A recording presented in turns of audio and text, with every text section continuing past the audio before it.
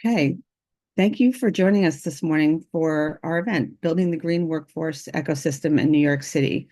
I'm Ellen Honigstock, the Senior Director for Education at Urban Green Council, and we are so happy to partner with the U.S. Green Building Council, USGBC, our longtime and valued partner and sponsor for this event.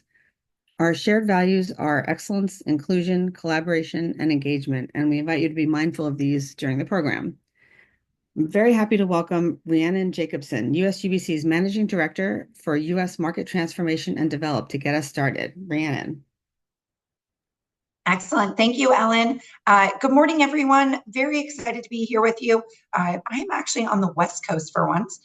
So it is 7 a.m. I apologize if I've got any of those first morning frogs in my throat. But really excited to be here with you. Workforce development is an incredibly important initiative, program, schematic, kind of however you look at this to the USGBC. Why is that? Because we have a delta in the workforce in order to achieve the outcomes that we really need and want to achieve, by our mission and really by the overall industry imperative and urgency. I'm excited to be able to bring this event to you. Our partnership with the Urban Green Council has been phenomenal. We have an incredible team that we're able really to pair up with to talk about and devise ways to look at how we create solutions and opportunity for topics like this. So with that, I'm going to stop talking and I'm going to turn it over to Ellen to kick us off in the event. But before I do that, thank you for spending your time with us. Thank you for prioritizing topics like this one. And to everybody, please have a happy and healthy holiday season. Over to you, Ellen. Awesome. Thank you so much. We are so happy to have these speakers with us today. These folks know more about on-the-ground workforce development issues than anyone in New York City. So I'm very happy to have Michaela Boren, who's the manager of green programs at 32BJ Training Fund, Michiko Grasso, who's vice president of external affairs at NEW, Nontraditional Employment for Women, and Shakira Hart, the senior director of community engagement at Solar One. So let's do it. So if you guys will turn your cameras on. Thank you. Okay, so as we do, if you ever listen to our podcast, the first question we ask everyone is, how did you come to your current role? So each of you, starting with Michiko, can you introduce yourself, your organization, and how did you come to do the work that you're doing? Yeah, I'm with the Non-Traditional Employment for Women, and we prepare, train, and place women in the building and construction trades, as well as maintenance and utilities. And at the core of our program is a pre-apprenticeship training program that is about 6 to 9 weeks, and usually we place them into union apprenticeships. I came to the industry actually very recently, and also from a very different industry altogether. I came from the arts, but I have 25 years of experience in development, marketing, and communications, as well as nonprofit administration. And I have to say, it's been a very fulfilling work, helping women who really want to help themselves and their families build a better future. Thank you so much. Shakira. Hello, good morning, everyone. My name is Shakira Hart, and I am the Senior Director of Community Engagement at Solar One. Solar One is an organization rooted in promoting sustainability and environmental equity across New York City. Our Solar One Green Workforce Program provides technical training in HVAC, solar installation, and green construction. And my program centers around bridging the gap between employers and recently Solar One trainees, and aligning them with employment opportunities in the sustainability sector. I came to this work driven by passion for, again, bridging gaps, whether it's between individuals and opportunities, communities and resources, or industries industries and talent that may go often overlooked. I always found it transformational and empowerful of equipping individuals with tools needed to enter industries such as the clean energy and sustainability sector. Thank you so much. And Michaela. Yep. So, hi everyone. My name is Michaela, and I am the Green Programs Manager at 32BJ Training Fund. 32BJ is the largest union for property workers in the US with more than 175,000 union members. So, think of it as union members have benefits like we all have health benefits. So, we're like the training side of that. So, our mission is to educate workers to build environments where you want to live and work, especially when we all spend 90% of our time indoors. So we offer more than 250 courses from industry to academic to security and green. And most of our funding is from employer contributions that are negotiated with the union. So this is what allows us to offer all our training for free. So I got into the training fund because of New York City's Workforce One program. So I'm very thankful to the Workforce One team for introducing me to the building industry because I would not have ever gone into this without them at all. So, Thank you. We hear that a lot from people in our industry. So I want to get into it a little bit. So I'm going to go another round. Shakira, Michaela, and Michiko, tell us about the people that you train, about your audience, the barriers they face, and some of the specific solutions that your organization provides. So Shakira. Sure. We train communities that traditionally have been excluded from the sustainability field. They face economic instability, underfunded education, or skepticism from the industries that underestimate their potential. Additional barriers include housing insecurity, traveling challenges, childcare needs, and lack of a professional network. So essentially, at Solo One, we provide a holistic approach, offering hands-on training and connecting participants with employers who share our same values and advocating for supportive policies that break down barriers. We focus on creating better connections with employers and ensuring that the skills we teach are aligned with the industry needs. And we're going to get into that specific question in a little bit. Michaela, can you tell us about the members, about gotcha. the 32BJ members? So we train your building operators. Think of your door persons, your concierge, your handy persons, your supers, your cleaners, your security guards, your building engineers. So yeah, everybody that works in a building. For green training specifically, the main barriers of our building operators, first, after they take training, they may want to make retrofits or ECMs in their building, but they're not able to because one, budget, it could be not enough funding or timing in the budget cycle, so they can't do it this year, but maybe next year. And sometimes it's not a priority for stakeholders. So I know Urban Green actually did a really good study about the different priorities in building management, and sometimes making these little changes is not always what's front of the line. So what we do here at the training fund is that we try to train our members to training includes payback or return on investment, because this is normally the language of what boards or stakeholders understand versus the mechanical side of things, creating project plans, or like, for example, we teach them air sealing and we want them to create a plan of how they can do that slowly in their building.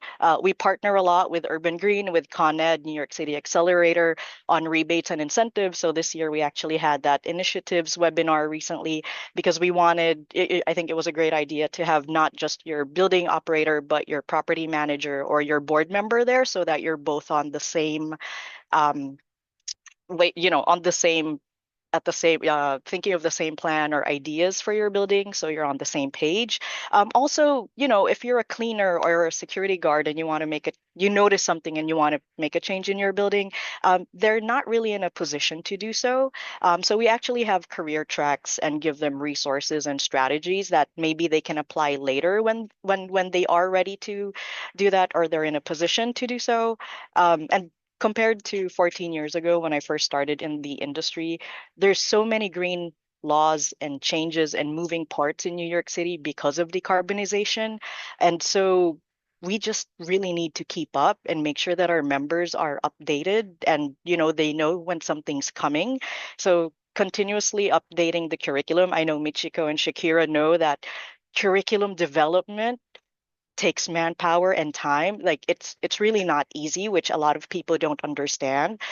Continuously communicating with partners and stakeholders to to just make sure that we're all on the same page. And we're doing more special events because all these things are happening so quickly, and we're trying to keep up. So the other barrier that we have is there's also a lot of new technology, and for also Shakira and Michiko, where technology is not cheap, tools are not cheap. So maybe it's not teaching, for us, it's not teaching our people how to install, but we need the equipment so that we can teach our people how to operate it properly. If it's, if you know that it's supposed to be blinking green, but it's blinking red, what do our people need to do when they see that happening? So.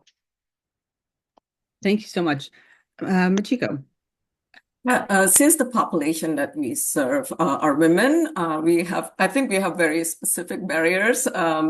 So the building and construction industry, as you know, is a male-dominated industry. It's also has early hours, oftentimes, people have to show up at job sites at 6, at 7, and I think the biggest challenge here, and I think Shakira mentioned as well, is childcare, for the mothers, right? Like it's non-traditional hours, and which requires non-traditional childcare as well. It's a heavy physical work, and also I think there's also just a perception that this is a job that can only be done by men and not by women. I think our wraparound services are the key to addressing some of these problems and barriers. So, for example, we offered soft skill workshops such as self-advocacy, personal responsibility. We offer a workshop on sexual harassment and gender discrimination. We actually just completed a pilot for our child care support program where we help mothers and families find providers that can accommodate the non-traditional childcare hours, even if it means, hiring their friends or neighbors or families to watch their kids while they, leave for work and then bring them to school, and then the parents can pick them up, in the afternoon. We also offer housing referrals. Sometimes women who enter this industry, come from abusive homes, or they start to earn more, and their relationships get strained because of that. So we help them out on that way. And we also provide, we have an emergency fund. So I would say the first 2 years or so of apprenticeship is probably the hardest because the apprentices don't earn quite enough yet. But if they're ready, if they can write those 2 years, then they're ready to go, right? They're good to go, and we can retain them in the careers. So some of the barriers is really financial, in addition to childcare. Sometimes there are union dues. There are also equipment such as boots, outfits, and tools. And so if they are in need, and we're doing this on a case-by-case basis, we assess it and we help them out. Sometimes it's those little, help here and there is actually what is going to bring people through, in a certain moments, of the career. I think, retention is definitely a hard part. The industry itself, in the building and construction trades, there are only 4% of women in there, and the number has not really budged. So we really, we do not want this to be a revolving door, right? We want to make sure that when they become trade workers, they stay. So. That's great. Thank you. Thank you. Those are all the kinds of things that that the industry wants to know, and we need to solve to be able to move forward. So when we were preparing for the calls, we had some lively speaker calls, and it turns out that all of our organizations have worked together before. Urban Green, Michaela mentioned relationships with Urban Green. Solar One is one of our biggest training partners. But can you three talk about how your organizations work together and collaborate? And I'm not going to pick any speakers. You guys just do it. Sure. Solar One has a longstanding relationship with New, where we provide green construction training to their talents. And we also provide supportive supplemental employment services while they await to be supplanted in the union. 32BJ, I've worked with them in the past. They have hired some of our graduates and help us curtail our vetting process as to what they're looking for so we can streamline the best fit to enter their union. And can you speak to, we called this this event, we named it about the ecosystem of training. And I want to hear more about, what is missing in that, like how you're already collaborating and what are things that would be useful to fill gaps that are, that are needed from either other organizations or that would help you do your missions better in this context. A long time ago, I actually worked with Solar One before coming back to 32BJ. And as Shakira said, the way that they work with New is that the program that I was running actually didn't have any industry side. It's really hard to put together a program that's diverse, that has an industry hands-on, and then you have skills, soft skills training, job readiness. So it's, to have that whole robust that has both training and then job placement is a big deal. So being able to connect or partner with different organizations that have this opportunity, and it's a win-win situation that you can get this different parts of the training together, I think is something that the government can help support, because there is a gap there, and not just about also supporting wraparound services. One organization will have it, one won't. So you have to look for another organization that can offer it. And, when I worked in workforce development, I had to rely on my own connections when I feel like, like job placement. Who are the employers that I know that I can run to when, can the government or, other organizations or employers help make that connection for everybody? Because for us at 32BJ, to us, Solar One and New is important because they train their people to go into 32BJ.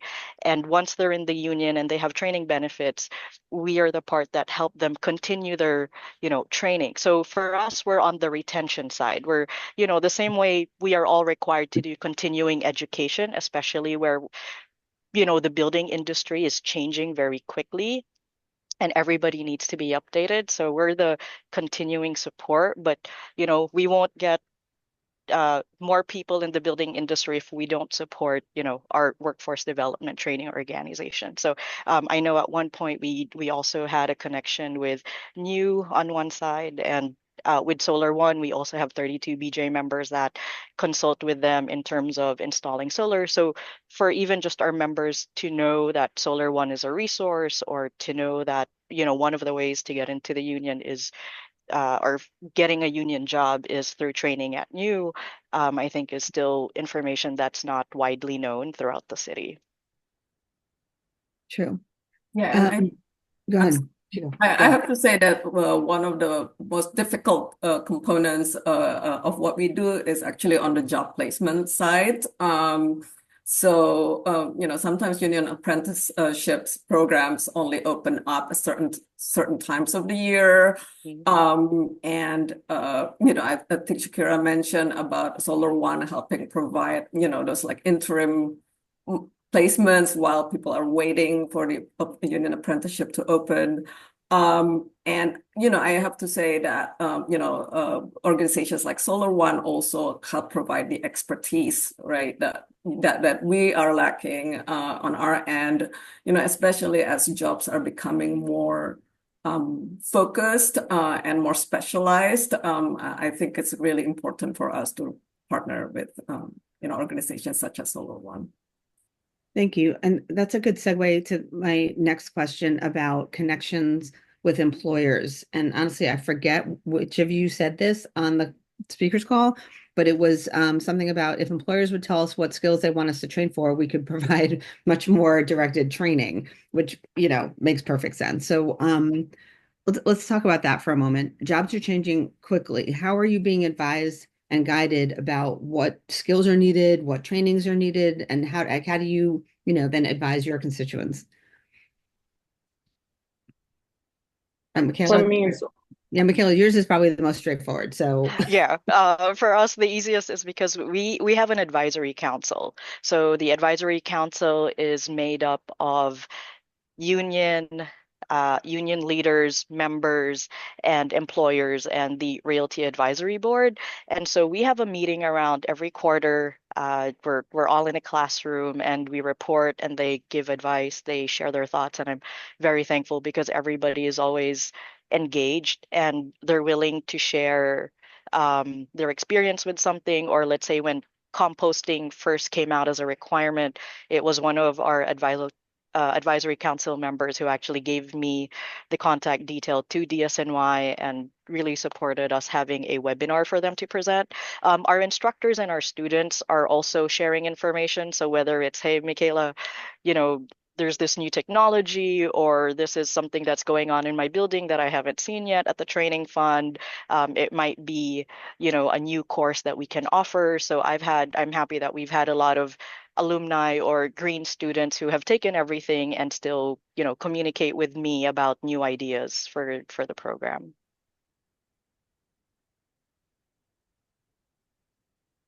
For new, we're always in conversation with unions and also with employers to talk about their specific needs. And we, at this moment, we are offering a limited number of advanced training classes, and mostly that is classes to prepare people for placement in specific unions, electricians and whatnot. But really, our hope is to expand these advanced training classes in the future based on our conversations, right? Because I think that would really make our women more marketable.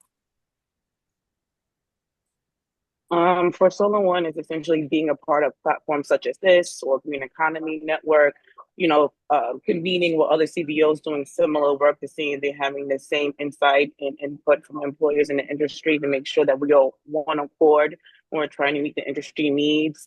Inviting employers to panel discussions and table talks with our current students, just another way to engage and entice them to see the caliber of our talent that we're trying to get employed, as well as providing additional incentives for employers, such as externships and internships, subsidizing the wages of our talent, which Solo One is doing now. So we're providing an internship totally funded by Solo One, and it brings opportunity for the employer and our students to gain additional experience, learn more about what we're doing, and provide insight into how we can spruce up our curriculum to meet their needs.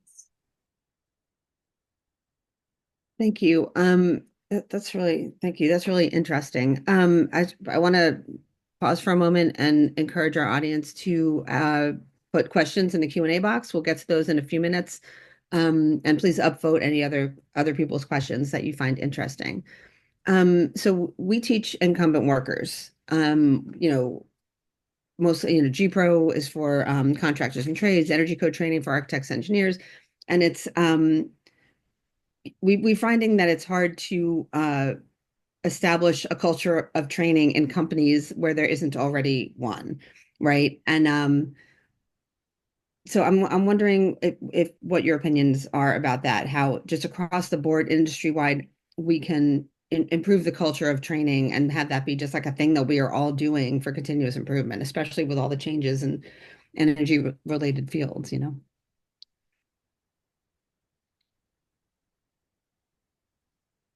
I think from our perspectives, working with the population that we serve, which is women, we feel that the training itself is only one component, right? So in order to set up someone for success, for us, we feel that we have to work with the individual as a whole and really make sure that they're given all their basic needs first. Like do you have food? Do you have home? Do you have safety? Do you have, the family support that you need in order for you to, to have this career? We also work with, basically all levels of players in the industry, right? So we work, with owners, with the developers, the contractors, subcontractors, unions, and everyone else around us in order to educate, the industry, right? Like, first of all, sexual harassment, and also, respect for women. How do you prioritize having women in the industry? How many percentages do you, what was the percentage that you want to commit to when you're developing your workforce? So we have to work with all players in order to make this a good pathway for the women. I see that a question came in from Karina Fuentes. That's a good link to what my next question was going to be, but I'll ask yours instead. While union jobs and apprenticeship programs are great, can you speak to opportunities for recent training graduates that don't yet belong to unions? So Shakira, your organization works with a lot of new workers, and Michiko, you also work with new workers. So how do folks make the jump from, I graduated high school, or I'm a transitioning worker into something new? How do they get to you? Well, how did they get to Solar One is by many different channels, but Solar One doesn't openly recruit. But in order to enter the clean and green sector, I would say make sure you get those industry credentials, Social 30, the SST, NEG Pro certification. And ironically, what's another important factor is having a driver's license for green construction, for solar, for HVAC, for essentially any green job that I've come into contact with due to the need for employees to drive the company van or the company vehicle, I should say. So that is a pertinent need. Okay. And Michiko, what are the women come in with? Like, are there prerequisites? Can you teach someone everything they need to know? And how do they get to you?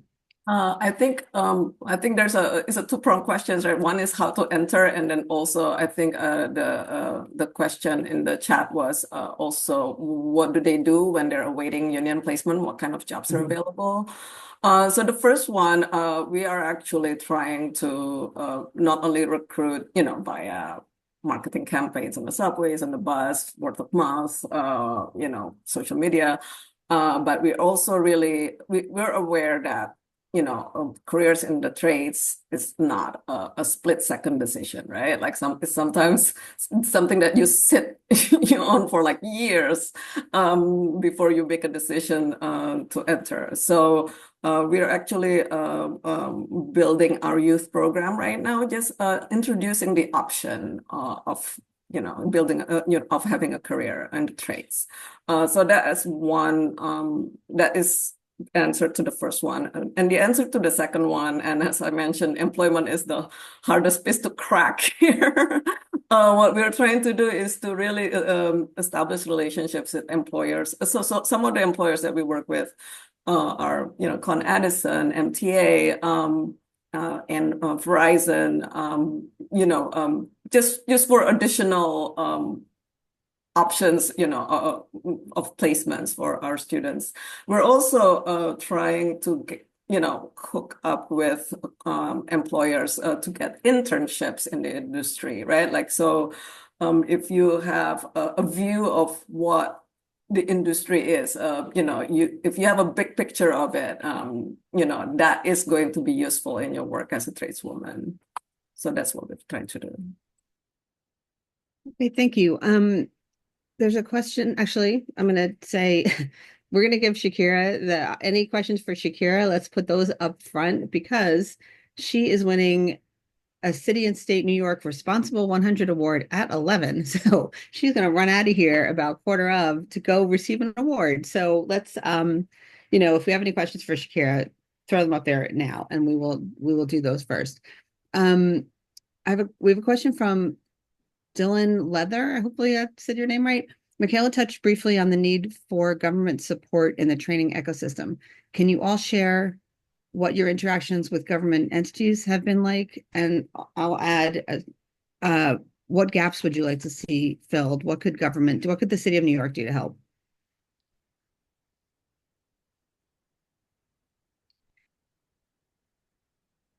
I have a long answer to that if Shakira wants to go first before you leave. Take it away, Michaela. All right. So I think Shakira, Michiko, and I are on the same page about first funding. Funding for wraparound services, funding for purchasing technology, funding that is not limited to the training, but also open funding for administrative, because it's a lot of paperwork and fulfilling grant, answering or reporting all the grant administrative requirements does take time and does take um, administrative support, right? So I think that's one of the suggestions that we will all agree on. Um, One of the things too that we've found is, as Michiko and Shakira have shared, is hiring practices, I feel like, needs to be reviewed, and sometimes some employers may not be open to hiring from new or from Solar One. So one of the things I think the government can do is similar to what NYSERDA did for the energy manager position, where they supported this a new title, and had funding to partially compensate. And so if there's a way for the government to do something similar to that to support hiring from workforce development organizations, I think would also help make that connection, and maybe even create a directory for where all this training is and all the incumbent training can go. So there's a nice, smooth transition of where can you find those who, workplace development organizations. And then when you do get into the job, how can you find different organizations that do continuing education? So we're all on the same page, smoother transition, and, there is that support, that community building. And it's not just especially in the building industry, how do you attract, how do you engage, and how do you retain people? And I know that in the trades, I've heard that there's less and less people coming into the trades, and I'm hoping like an idea like this will support and make that network stronger, especially now with decarbonization requirements.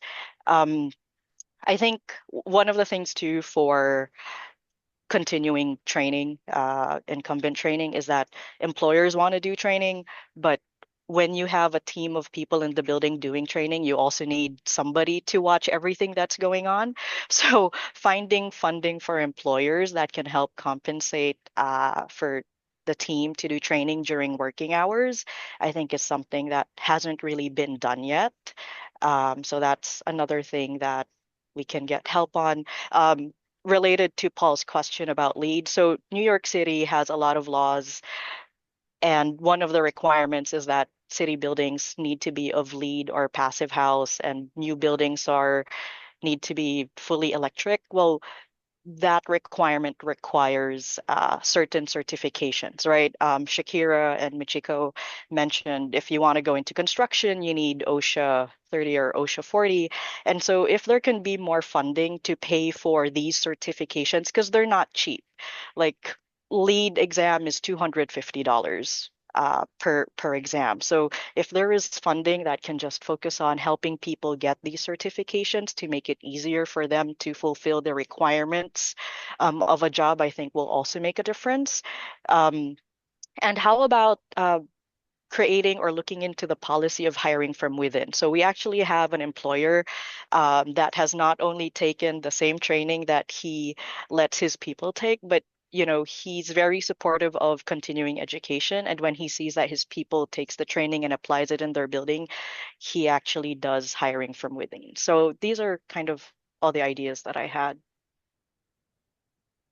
I completely agree with Michaela on reducing the paperwork for government grants. That would be my number one wish from the government. But I also think that, our funding is approximately 50% from the government, and the other 50% come from private funds, corporate foundation and individuals. And actually, I agree with Michaela 100% that this is like a burden or a load that should be carried not only by the government, but also just by the community as a whole. Right. I think certification, it does not sound so glamorous to funders when we ask them for money for certifications, but really it's about removing the barrier, right? So we are always in the lookout for private funds that, people who understand that, this is a priority, and this is not just for the government alone to bear the burden of, So.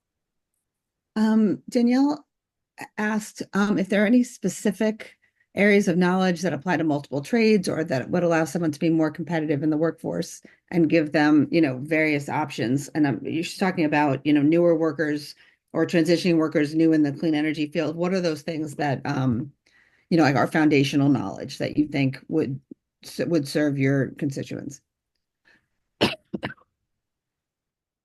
For me, for the makes individuals more marketable, where they have more industry certification. So beyond the OSHA 40 had that flaggers, that supported scaffolding, the fire guard, any of them.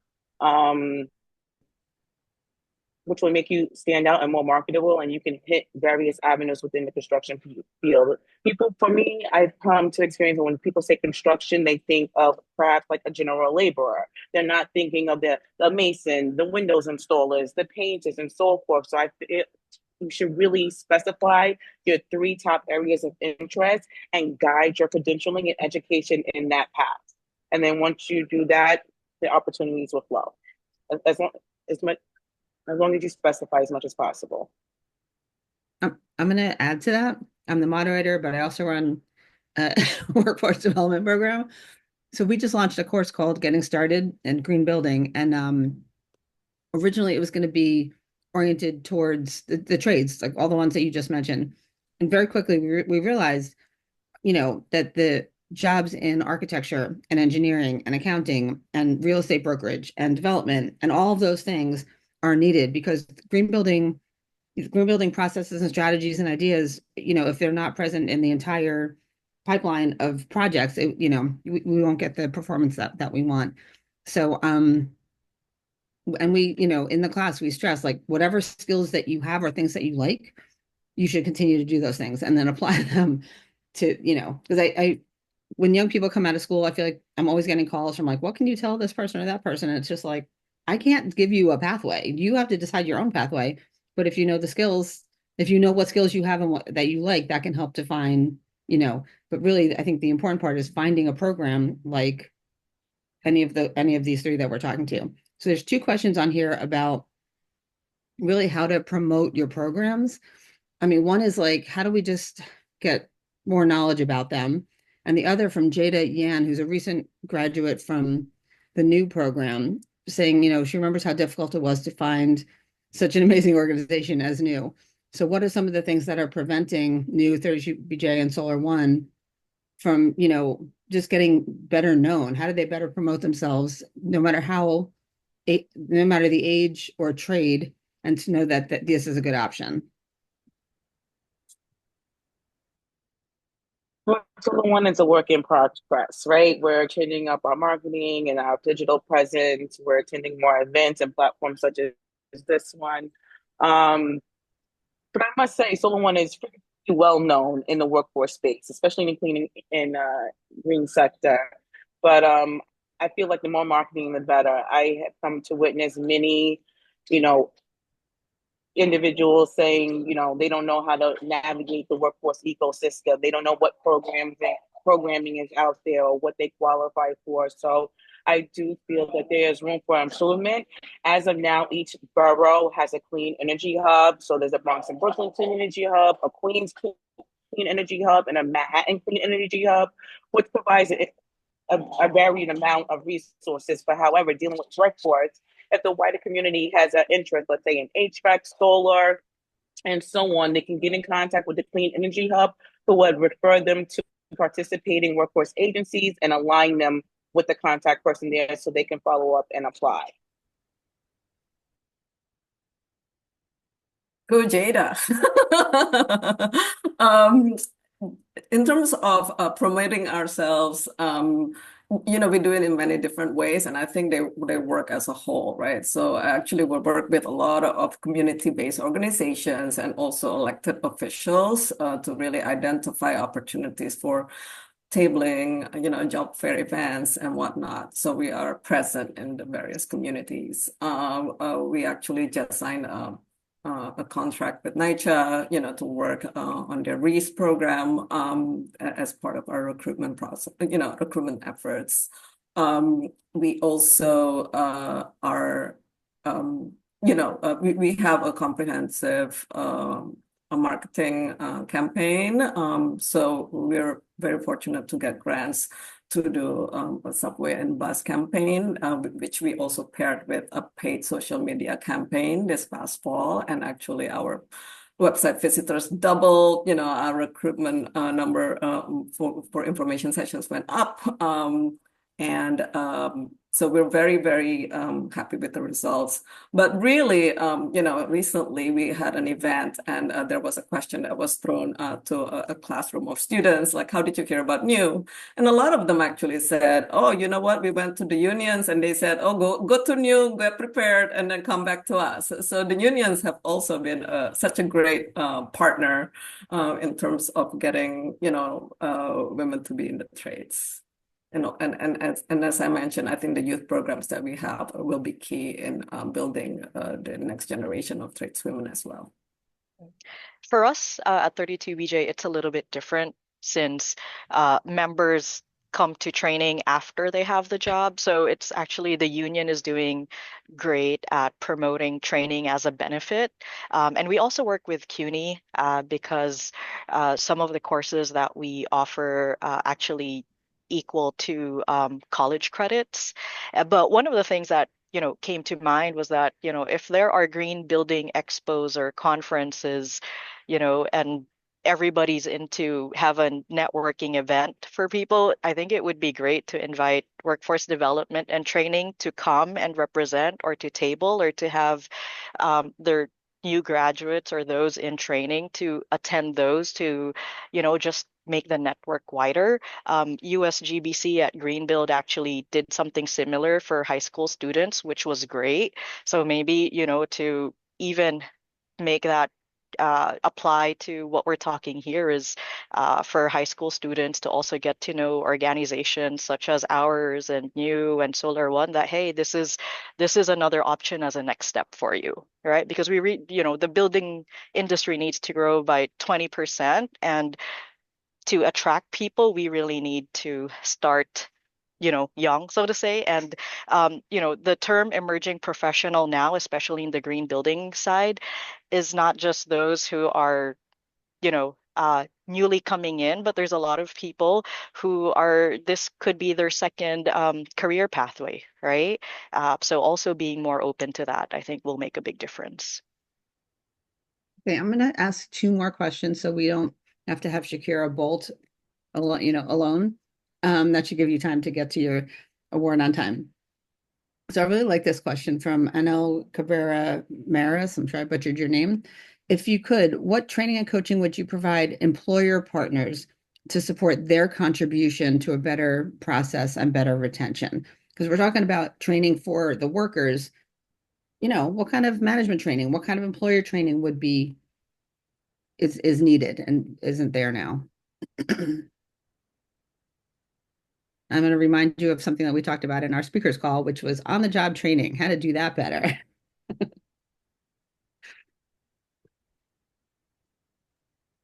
We have this program called the Signature Projects where we work with the employers, to make sure that they're committed to a certain number of um, women entrants into their workforce.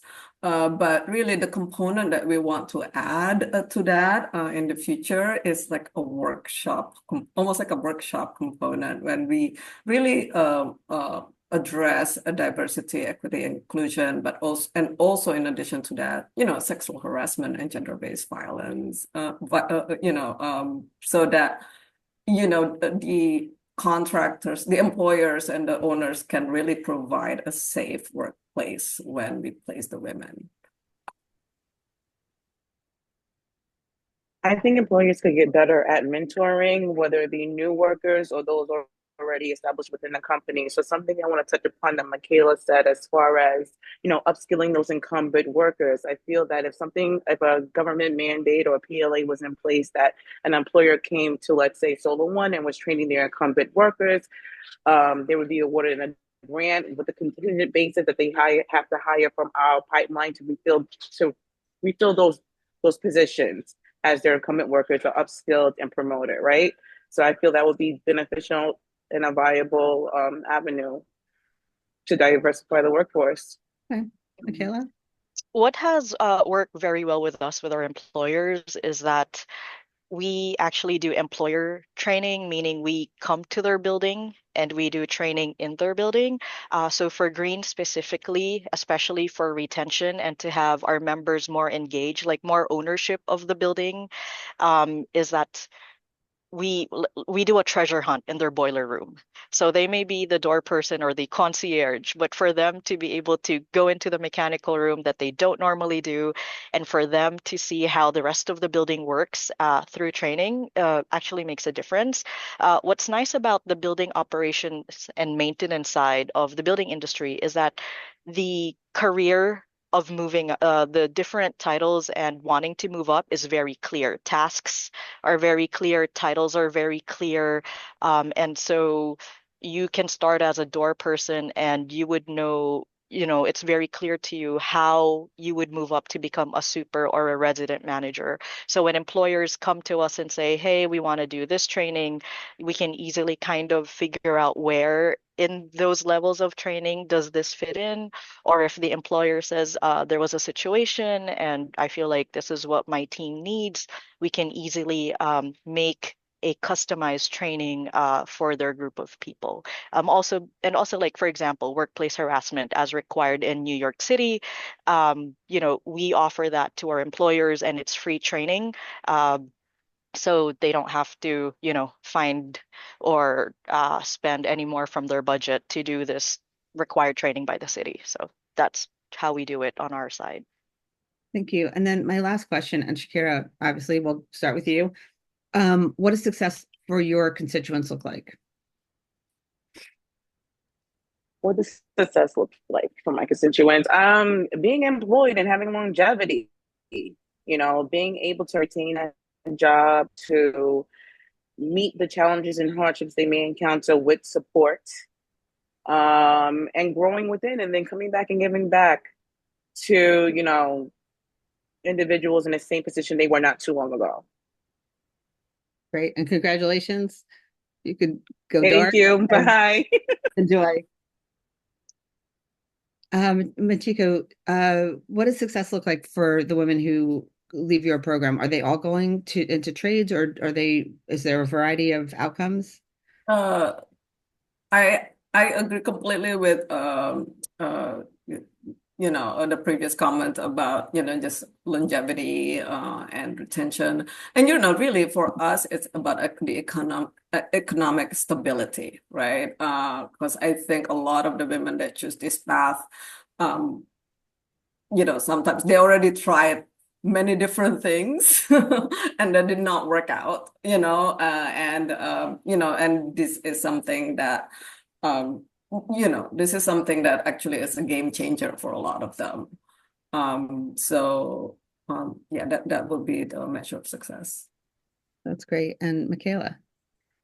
For me, the success of the green program would be our members going back to their building and doing a green change, whether it's air sealing, lighting, checking the roof every day, or, changing the filters out as when they're supposed to, and doing it consistently and coming back. Well, they don't have to come back, but it's great when I hear like, hey, it worked, or hey, I was able to reduce the energy consumption and save my building money.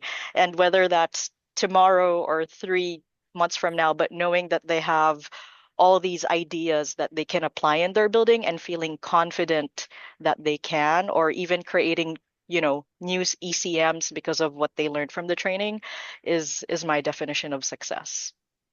That's great. That is exactly where I want to end it. That was fantastic. Thank you, Michiko. Thank you, Michaela. This was a great conversation, exactly the conversation that we wanted to have. Thank you to USGBC for sponsoring and for being such a great partner for so many years. This is our last event of the year, and we want to thank everyone who's helped put them together, including Urban Green staff, all of our speakers, and our volunteer committees as well. All the videos of our past events can be found on our website or on Urban Green's YouTube channel. And if you enjoyed this event, please subscribe to our podcast called Building Tomorrow for more conversations with climate solvers. I hope everyone has a great holiday season, and that is it for us.